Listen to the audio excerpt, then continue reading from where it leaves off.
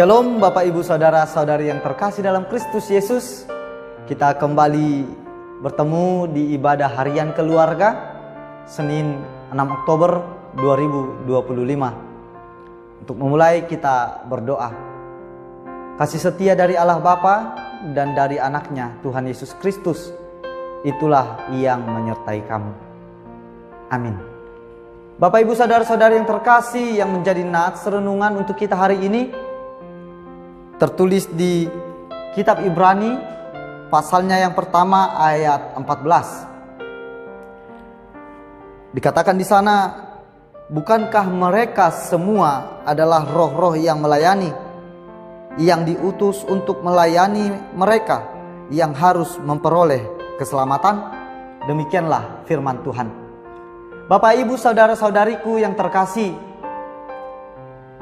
berbicara tentang malaikat, apa hal yang dapat kita bayangkan ketika memikirkan tentang sosok malaikat?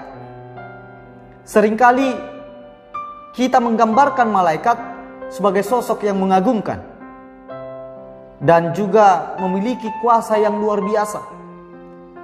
Namun nats ini menunjukkan gambaran yang agak berbeda dari apa yang biasa kita bayangkan. Perihal malaikat, Allah sendiri tidak pernah mengatakan bahwa mereka adalah anaknya dan Allah adalah bapanya. Melainkan para malaikat harus menyembah anak Allah, yaitu Yesus Kristus itu sendiri. Mereka melakukan tugas dari Allah dengan cepat seperti angin dan memiliki kuasa seperti api.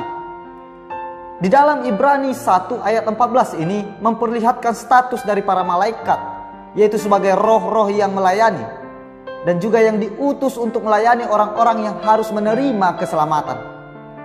Hal ini menunjukkan bahwa malaikat memiliki peran penting dalam kehidupan kita sebagai orang percaya. Malaikat menjadi roh yang membantu kita untuk memahami rencana Allah dan untuk hidup sesuai dengan kehendak Allah. Malaikat membantu manusia dalam berbagai aspek kehidupannya, termasuk dalam menghadapi tantangan dan juga kesulitan. Percayalah kepada Allah dan kepada rencananya, karena Dia telah mencurahkan rohnya kepada kita untuk memperoleh keselamatan. Namun apakah arti keselamatan yang dimaksud dalam konteks ini, saudaraku?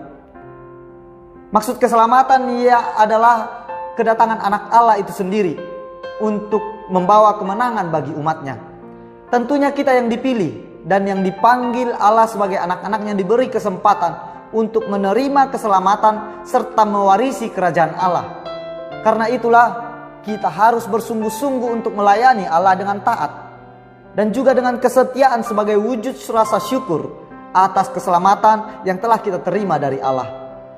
Maka setialah dalam pelayananmu, setialah di dalam setiap pelayanan yang kamu kerjakan, seperti para malaikat yang senantiasa melayani agar semua orang memperoleh keselamatan yang kekal kelak. Amin. Kita berdoa. Terima kasih Tuhan untuk hari ini.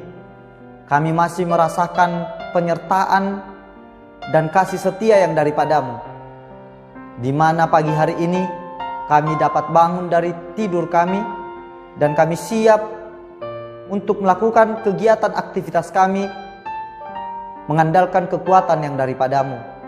Karena itu ya Tuhan, Engkau yang senantiasa menemani, membimbing dan mengajari kami untuk melakukan setiap aktivitas itu, agar semua yang kami kerjakan biarlah menjadi kemuliaan bagi nama-Mu. Berkati seluruh jemaat-Mu, berkati kehidupan mereka. Apapun yang menjadi pergumulan kehidupannya yang mereka harus lalui hari ini ya Tuhan, biarkan Roh Kudus-Mu yang hidup di tengah-tengah mereka, yang memberi kekuatan untuk melalui dan memenangkan pergumulan yang terjadi dalam kehidupannya. Kami percaya ya Tuhan, jika Engkau yang diam di dalam kehidupan kami, maka kami dapat berbuat seturut dengan kehendak-Mu. Kami serahkan kehidupan kami ke dalam tangan pengasihan-Mu. Terpujilah nama-Mu kekal sampai selama-lamanya. Dalam Kristus Yesus kami berdoa dan mengucap syukur.